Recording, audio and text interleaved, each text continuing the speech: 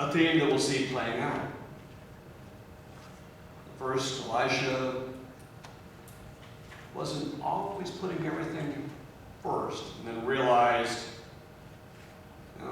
maybe I didn't get it right the first time, but maybe rolled out his fruit roll-up and realized that he needed to get back on the path and did so.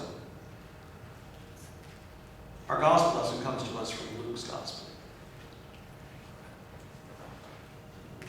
the 9th chapter, beginning of verse 51.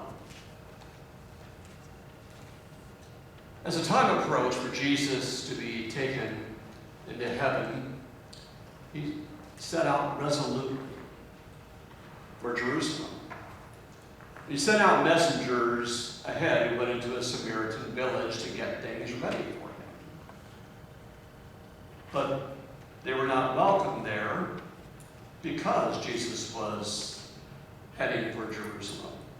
So when the disciples, James and John, saw this, they said, "Lord, should we call down fire from heaven and destroy them?"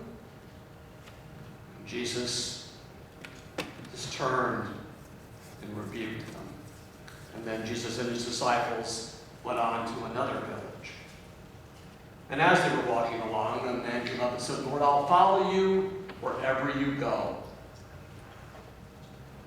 Jesus replied, "Foxes do have holes, and birds have nests, but the Son of Man has no place to lay his head." To another, Jesus said, "Follow me." And the man replied, "First, let me go bury my father."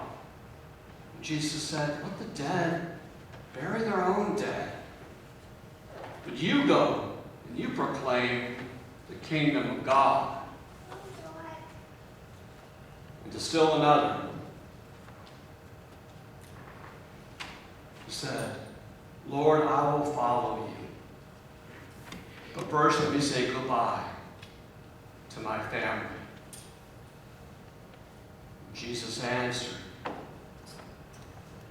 "One who sets their hand to the plow and then turns to look back is not fit for service in the kingdom of God."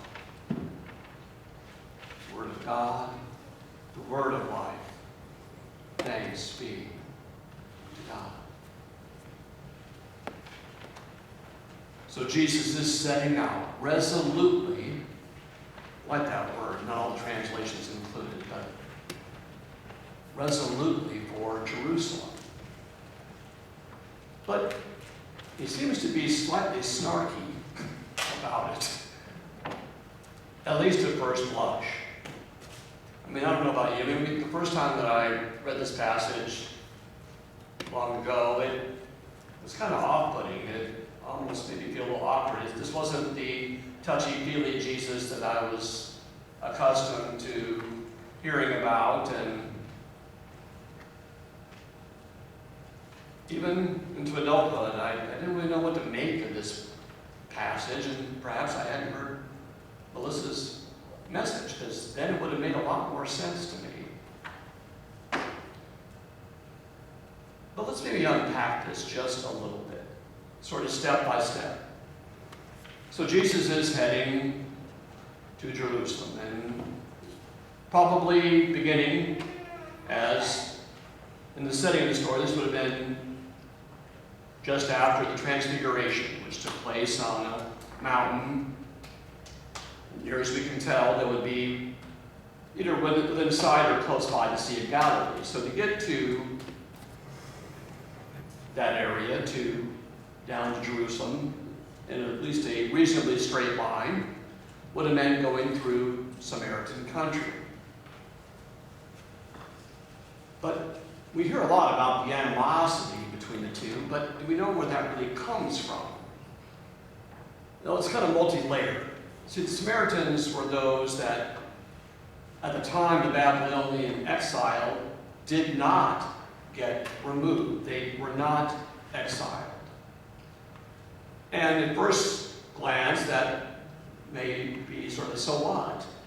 Well, the ones ones that were exiled were the tradespeople, the scribes, the writers, the religious elite, the rulers, the middle class, the upper class, and the ones that were not exiled were the riffraff, the ones that it really wasn't worth the Babylonian time and effort to bother to relocate them. So there was already this sort of caste system. So then the exiles return and they make Jerusalem the place of worship. Well, the Samaritans thought that they have their own history, that Moses told them to worship at a mountain called Mount Gerizim. And so they feel that they're sort of holding on to the true tradition of the past, and then these snooty, arrogant Jews come back and effectively rewrite the whole story to shade it to them, and they were already kind of the upper crust and looking down on them anyway. So there's a multi-layered animosity here. And it's really no small wonder that they hear that this prophet's coming down. Messengers are sent ahead. The one that's going to bring the kingdom of God is coming. And you know what's going to happen? He's going to show that we were right all along. And then he says, I'm heading on to Jerusalem. Took the wind right out of the sails. Is it any small wonder that they were not exactly welcoming? And then, to show the prejudice, James and John, did he call down some fire from heaven? Blow them away? Come on, Jesus! You can just see the eyes rolling. And Jesus' head is like, oh my goodness, I spent 3 years with you guys. Don't you get it? That's not what this is about. It is, as an aside, one of the neat things of the Gospels that the disciples are not portrayed as the sharpest crayons in the box. All their warts, all their prejudices, they're not really portrayed in the best light, which to me speaks something of the truth of what really transpired. So, anyway, they're walking along. And as Melissa alluded, one was asked to follow, and, well, there's a cost to this. You don't have a home, you don't have a guarantee, you don't have an insurance plan, you don't have a retirement plan. You may be going to a place that you have no idea. You may be called to preach something that's going to be very uncomfortable for you. This is not an easy process. You're not just jumping on the bandwagon here, Jesus says. And to the other that was going to marry, I mean, at first blush, yes, that was the tradition, and it was honoring father and mother, right? Well, the man's dead. I'm about resolutely setting out to bring life. We need some perspective here. Let the dead bury their own dead. You go and proclaim life. You go and proclaim the kingdom of God. And the last one, maybe the most awkward of all he wanted to do was say goodbye to his family, right? But this time it was goodbye to his family. Tomorrow, maybe another qualifier. The day after that, another qualifier still. As you alluded, the dedication wasn't there. So Jesus was resolute. As I got to thinking a little bit about that, it dawned on me that this was the month back on June 6th, 44, where some others were resolute. I cannot imagine what it would have been like to have been on one of those boats approaching Normandy. And it called to mind another story, the Ruby Slipper story. Hance made an impression on Dorothy very literally when He was in kindergarten and she was in first grade. In a playground in a one-room schoolhouse in North Dakota, when he hit her on the forehead with a ball. Very literally left an impression and made Dorothy cry. Not for the last time. Hans wasn't too broken up over it. It was just a kindergartner problem. And he sort of tolerated Dorothy and her snide comments for the rest of the year. By the time the next school year came around, Dorothy's family had moved into town.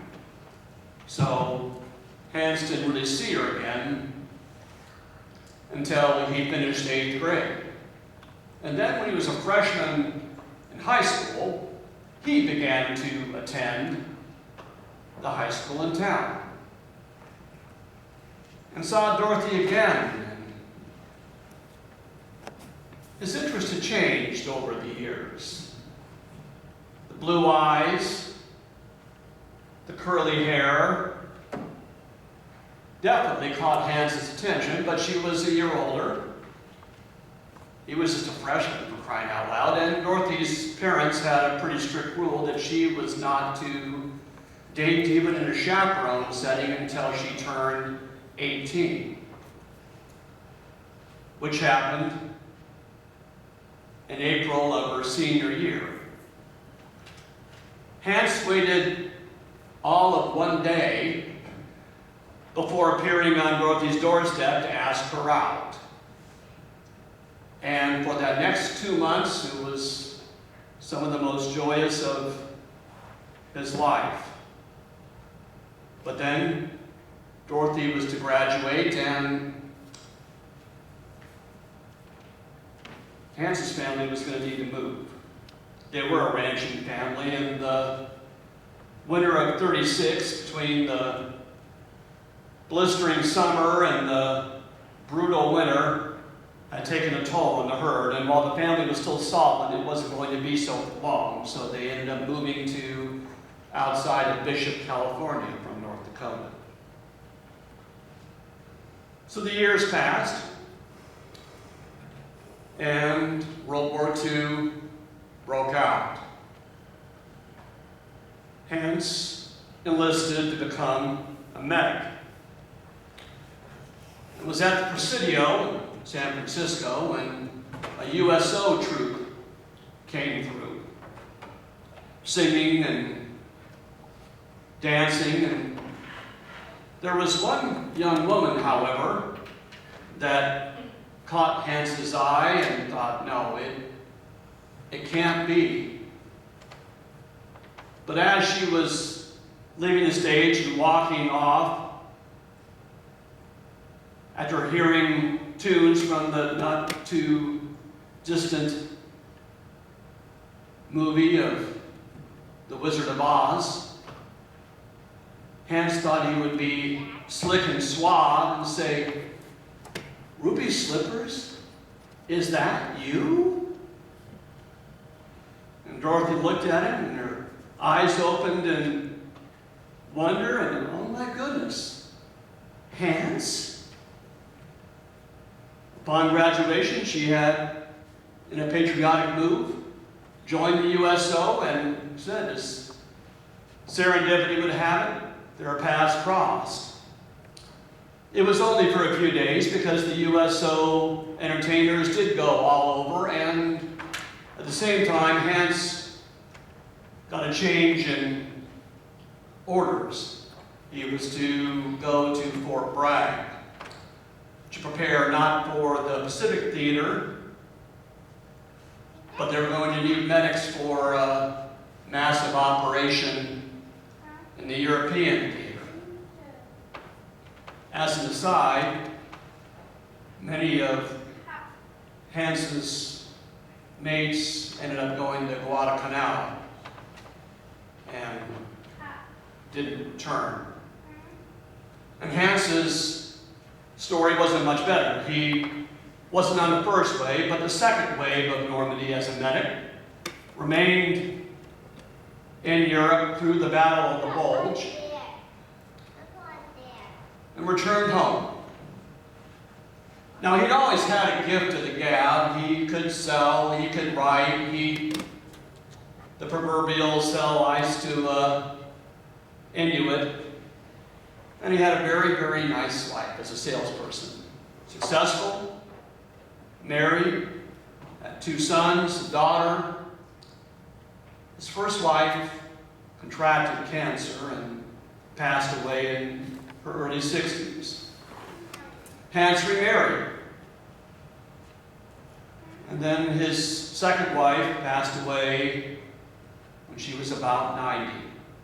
Hans, in his early 90s, was still kicking, still sharp as a tack, and couldn't quite forget the curls and the blue eyes.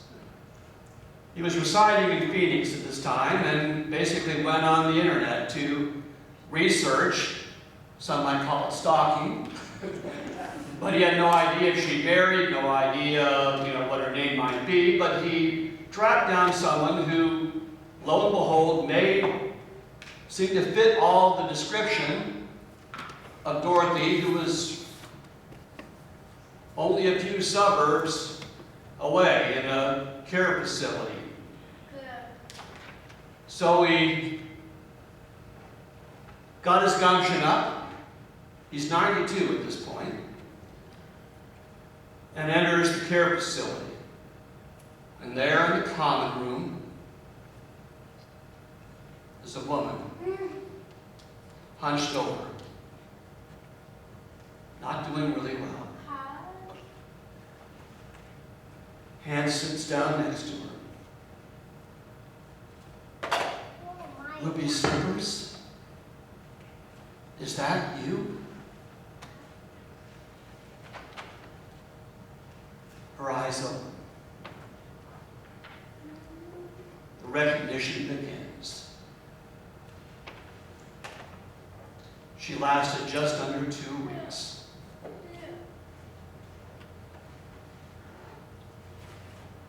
Family was gathered around as she passed. Hans was resolute. Passed away just a couple of years ago at age 99. Jesus asks us to be resolute.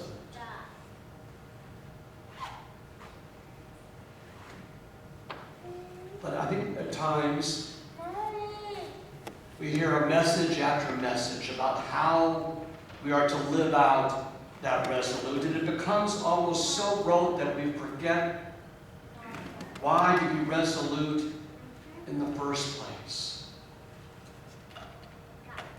So I would ask to maybe turn the story upside down. What about a God who's so relentless in love that will track you down, find you like one sheep that escaped from the flock, will track you down, find you, just for the privilege of spending a few moments with you? If that's all God gets, it's enough. It's why Jesus was resolute. It was enough.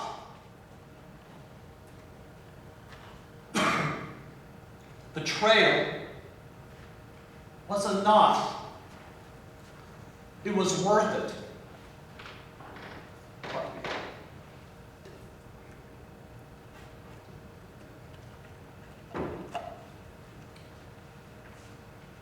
The trial was enough. The scourging was enough. The crown of thorns was enough. The nails were enough. That's how resolute God is. To go to hell and back, if that's what it takes to have that one moment in your life when your eyes open and the recognition begins. And the Lord smiles at you and says, Ruby Slippers, is that you?